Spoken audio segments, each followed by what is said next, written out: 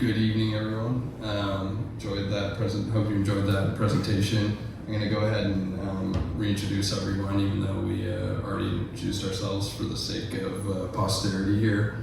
I'm Mike Areen. I'm the COO of Grid Matrix. I've been working on this project with Nick for a couple of years now, and it's been kind of the highlight of my career so far. So I'm very excited to be participating in this panel.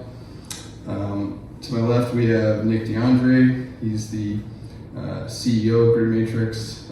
He's been working on this for over 3.5 years now. Prior to that, he was at Apple as a head of their supply chain for the Apple 5G. But he can introduce himself more, as well as the other panelists. Dr. Andrew Smith, he's a professor of civil engineering at Columbia, and he's also the director and principal investigator for the Center for Smart Streetscapes, and he as well can talk more about that. We have Liam Dorpeland-Berry. He's an advisor to an AI fund, but before that he was the CEO of Procure Now, an enterprise SaaS company that created an automatic procurement solution for municipalities, and it was acquired by OpenGov in 2020. Nikhil Gupte is a manager for the cloud solutions architecture at Amazon Web Services, and he manages the enterprise cloud computing requirements for the MTA, NYC DOT, and Port Authority of New York and New Jersey, who's our biggest and largest customer. We're lucky to have you. Likewise.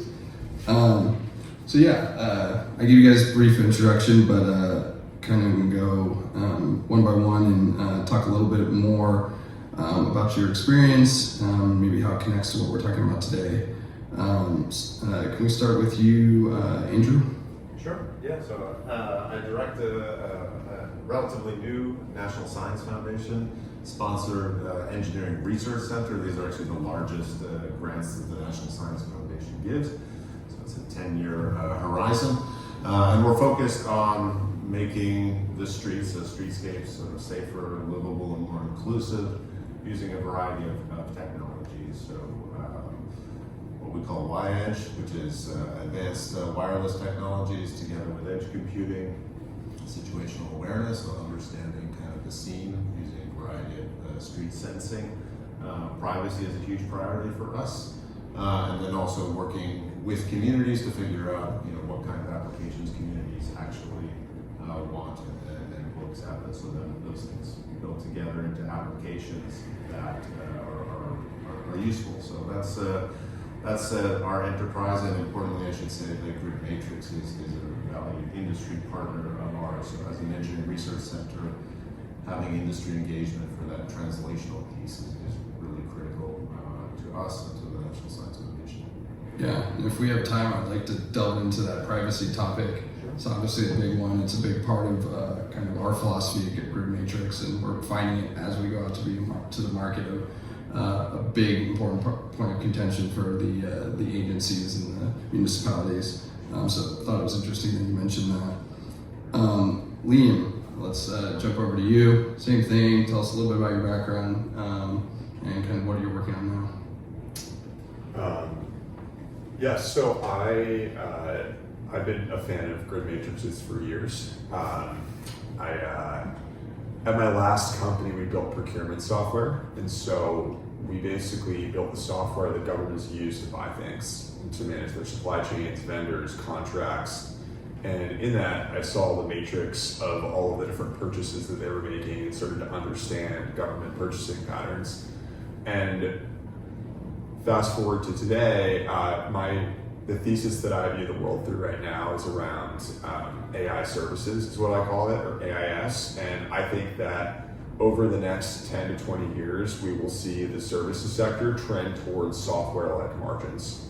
And the way that will play out will be different in every industry, but I think especially in industries where primarily the service is delivered as humans sitting behind computers delivering remote work will be especially hit.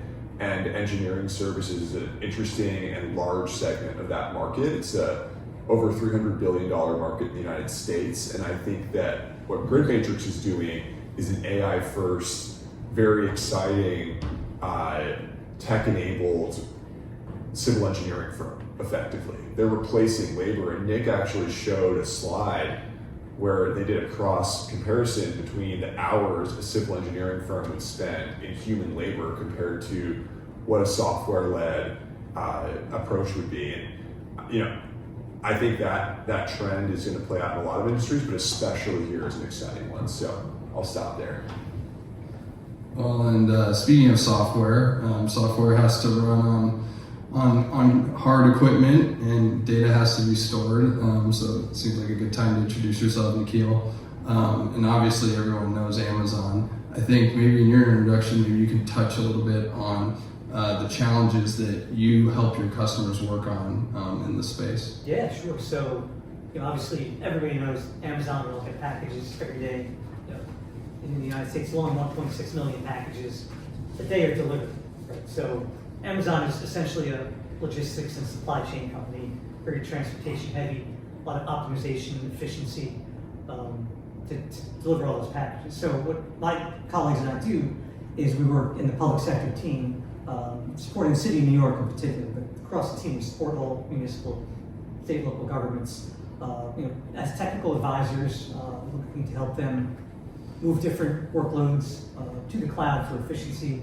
For example, we run NYC.gov, that website runs on AWS. We do a lot of workloads for the city in transportation, so across the DOT, the MTA. The train time application runs on AWS. DOT has several applications. We store a lot of CCTV video footage, which we hope to give good matrix some pointers to for them as well. So definitely, we're a software company at heart. Amazon Web Services supports that logistics company of Amazon. So I'm happy to be here today. Thanks, Nikhil. Okay, I want to continue with the primary theme here, the emergence of artificial intelligence in transportation. And luckily for us, we've seen a lot of growing interest, both in the contracts put out for proposal, but just in the space in general, the conferences we go to in the space, so we feel like we've timed it fairly well. But another data point that I think you can talk to, Andrew, your center just won the largest grant ever for Smart City Research, $26 million from the NSF. Can you talk a little bit about what you think is driving the interest in the area, and specifically what they physically tell you is the most interesting aspect of your research? So I think it's primarily the opportunity, so a convergence of technologies coming together. So much cheaper sensors, the ability to connect them more cheaply and more effectively and reliably, and then of course it's AI. So there's a tremendous amount of work within our center on that situational awareness, that understanding of scenes, the context around them. So really fine-grained detail, highly localized information. So that's where a lot of the action is, and as I was saying to someone earlier, we don't know where this will go in 10 years, but we're really building the building blocks to support all sorts of different applications. And so it's really the opportunity, I think, is why the National Science Foundation sees this. Just a quick follow-up on that. There's I think there's this growing public awareness of AI, even though most of us in the room know that AI has been around a long time, and obviously the LLMs kind of are a jump forward, the people that are more tangible to people. But is this more excitement about the potential kind of current problems we have and solving them, or is it the fact that we know that there's this new great technology and we're looking for things that we can solve with it? No, I think it's the potential of what it can do. And I think the one thing I would point out that when we do engage with community stakeholders, primarily, there is a suspicion around AI. And so another thread of our research is actually to create transparency for how the AI models that we're developing are working, how they are making the decisions. So there's uneasiness around the purely black box, and so developing explainable AI effectively is a strong thread of our research as well. So an interesting frontier, I think. What do you think about that, Ian? You talked about the kind of the opportunity. Liam. You mentioned about the opportunity in the space. Why you think Grid Matrix is well positioned. Professor just mentioned kind of the excitement on the behalf of the national government.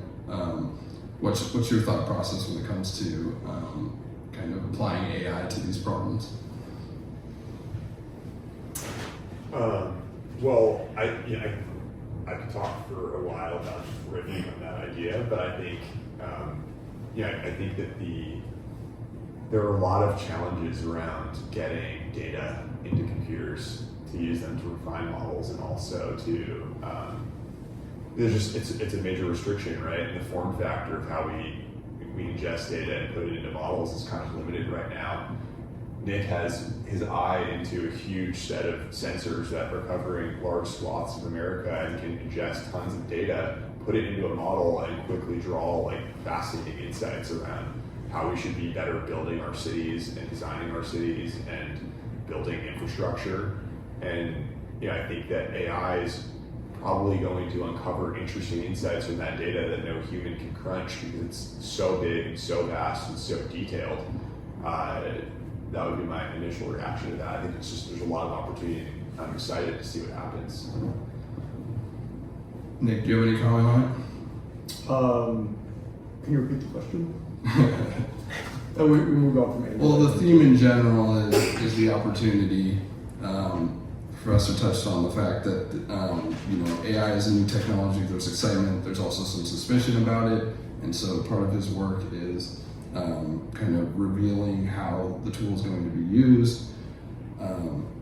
Yeah, absolutely. I mean, look, I think that it's critical that if you want this technology to be scaled, you're going to have to engage with the community. You're going to have to demystify it, is what I would say, because there's nothing underlying it that's pernicious. But if it's not understood, especially when it could be conflated with surveillance or law enforcement, I think the burden is really on us to educate more broadly, public who might be subject to a technology that they didn't ask for, let's say, but the organizations that are responsible for organizing the world they live in are looking for.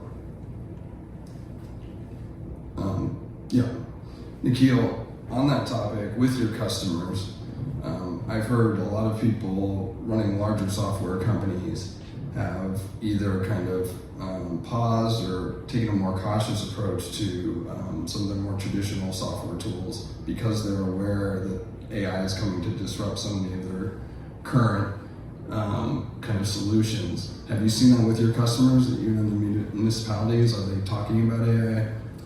They are. That's what the professor mentioned. It's a cautious approach just because of privacy, security, fear is a big factor. So actually the city of San Jose kind of started this AI coalition, which now I think 250 other municipalities and state governments kind of subscribe to. It's a framework for how to do AI responsibly and ethically. Technology companies are part of that. We're not influencing, we're just kind of advising in the back end. So that's a good place to start. I mean, New York City has come up with its own AI action plan, which is the first in the nation, which is very good. Right? It's got like 39 points and 29 action items. So it's a long process. The best way is a combination of policy and guardrails, right? That's the best way to move forward. Taking a people-centric, data-driven approach and being transparent to this point about telling people, what are you recording and why are you looking at me and what are you going to do with the data? Fair enough. Once you have the data, once you have a large data set that maybe can suggest better ways to design a city or address the stoplights or how pedestrians move through the city, the question is, tangibly, how you enact those things. For stoplights, it's easy. You have a controller, you can change the timing algorithm. But maybe on you, Andrew, someone who's worked on a lot of large civil engineering projects, how do you envision, or how have you already seen some of this technology make kind of tangible changes to how you normally operate a civil engineering project? So I got sort of into this kind of space, the transportation, sensing space, actually working with New York City DOT, this was 8 years ago actually, on a fleet telematics project using New York City owned vehicles, so thousands of vehicles traveling all over New York City. And there we use that data to quantify how drivers behave across the road network. And that was used then to correlate with crashes. So it's a Vision Zero driven project. And those core sets of tools have now been used to help facilitate, if you want to add a speed bump or any kind of traffic calming treatment or any kind of intersection treatment, road design, they can start quantifying before and after scenarios. And so now, I think with the opportunity of sort of near miss detection and other kinds of, again, it's this much more granular level than you could have from fleet telematics across the city. You can really be much more precise and quantitative about the impact of those road treatments. Because really before that, I think it's all been hypotheses and very expensive human monitoring and observation of the effectiveness of those And anecdotal kind of expertise. Absolutely. Built So up by this these is engineering of firms. real interest right now to our New York City. One follow-up to that is the primary way that happens is a design is proposed and then you can kind of simulate and say how safe it would be, or are we at the point where you can kind of say this is the best design for your kind of inputs? And It's still a little bit of trial and error. Yeah. Is what we are. yeah, You can do simulation, but observation, there's no substitute for the real experiment. But I think even quantifying the result of that experiment is really what I'm talking about, and quantifying the current conditions as they are is also very powerful. Liam, as an AI investor, obviously we're, a company like Grid Matrix, we're starting to develop the data set. We obviously have good partners that see enough future potential use cases that they will sign up with for us. We could solve some problems for them right now, but it will take us a while to get to the point where we can confidently tell them how they should, say, design an intersection. When you're looking at AI companies, are you always looking for a kind of a current value proposition, or are some just about the kind of the space and the data set that they're playing in and kind of a future sureness that eventually that can add value? Yeah, I mean, I would think about it like the classic Clayton Christensen innovation framework, right? Where you have, it's going to be bottoms up, and there's going to be quality trade-offs at the beginning, and that will be, the technology will mature over time. And there's segments of all of these markets that are underserved segments that you can attack and are willing to take that risk trade-off when it's maybe a little bit less quality, but they'll take it because it's a half the price or a third of the price or 10% of the price as it is here. And over time, as the quality improves, then it can go mass market and go up market into. And that's when I think at that point, hopefully AECOM and Jacobs will just be completely blindsided by this incredibly high quality AI driven approach to what they do. Nick, making that, using Grid Matrix as a specific example of that, how are you seeing our customers kind of being able to see future use cases versus solving a current problem now, and how have you sold them on that vision? Yeah, well, so I never have any trouble convincing our prospective users that our technology is going to help them. Usually they're jumping out of their seat when they see some of our features.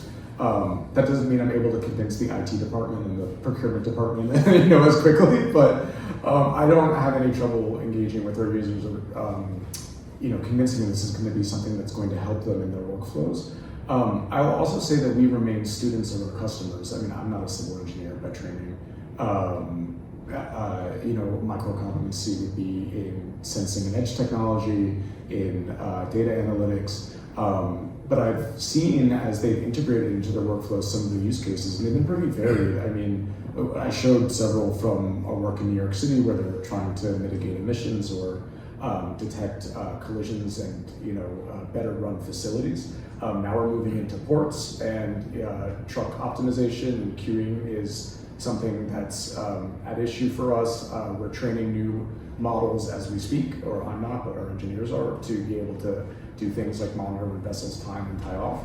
Anecdotally, we are deployed in a large city like New York, but we're also deployed in small towns like Peoria, Illinois, and one of the use cases was a intersection. The residents near the intersection wanted the signal light to take an out, and there are prescriptive guidelines for safety if an intersection is handling a certain amount of volume, whether or not it needs a signal light. And typically, the way that the town would have undertaken this would be to hire a civil engineering firm to evaluate whether or not the light needed to be there, to do the counting, for something like 5 times as much as it costs for an annual subscription for us to take data 24/7 for the whole year. And I mean, that's not a use case that I would have thought of in founding this, but it's something that our user in Peoria was like, oh, I can use this to not have to spend that money, basically. Yeah, so I think with that, I mean, we've covered most of the topics. Yeah, why don't we just do a quick summary, maybe say something you've learned or something that you're excited about in general in the space. We'll start with you, Nikhil. Of course, I'm excited about this near-miss technology. I wasn't aware that was out there. So Professor brought up the Vision Zero initiative. It's been in the city since the de Blasio era, so 10 years ago. And I read that it was fatalities on the road have reduced 16% since Vision Zero. Now, if you can correlate it directly to Vision Zero, maybe not, but I would hope so. But it's kind of a lagging indicator, right? The data is 1 month old when they draw these maps and visualizations. So somebody has to die before that data is actually put out there and change can happen. So I think, near miss in that world, if you know something just happened, maybe there's a correlation that, okay, something's going to happen quickly. You could deploy some traffic mitigation strategy based on what Grid Matrix is telling you, that there's congestion, people trying to cross the street, whatever.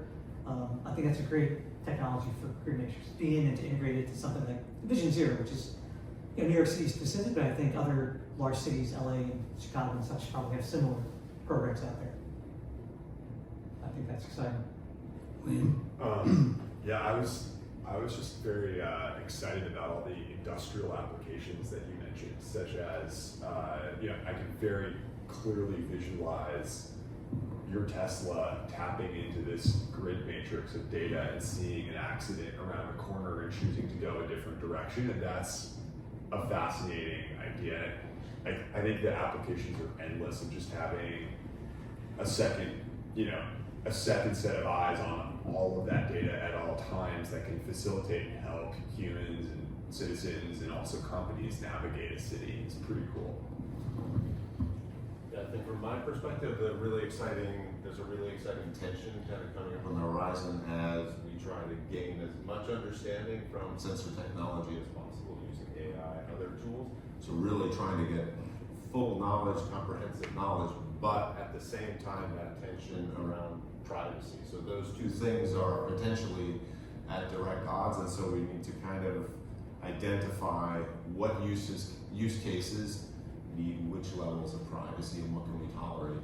And I think there's a really interesting, just because it's an arms race really on both sides, that it's a kind of an interesting time, I think, in this space of understanding urban spaces. My parting thought is that I think if I were to analogize where we are right now and maybe the tension that you mentioned to some previous period in history, it might be like 1922, where there's still horse and buggies on the road, but they're also still automated. They're now increasingly gasoline-powered vehicles, and then in the next 20 to 30 years, you see increasingly, the building of gas stations, and then the emergence of highways, and eventually the Eisenhower interstate system. And there's all this new infrastructure to support what ultimately becomes the dominant form of new mobility. And today, I think we're living in a sort of mixed world. The average vehicle age in the United States is 12 years. Some are connected, some are not. Some are electric, some are not. Some are gas powered, some are not. You are seeing electric vehicle charging stations crop up to support this new emerging type of mobility. You're seeing solutions like ours that are starting to synthesize data that might one day be used for something like dynamic congestion pricing or to enable certain levels of autonomy. But I think that in the near future, certainly within all of our lives, if I imagine the world of like 2035 or 2040, I think that it'll be as fundamental to build a road with technology like ours as it would be today to paint it with lines. That's required. And it's going to be that basic and that fundamental to the way that mobility in the near future operates. Also, Yeah, no, it was a great concluding thought. I wanted to thank all of our panelists for being here, as well as the audience, and for your questions and patience and interest. Yeah, thank you. Round of applause for everyone.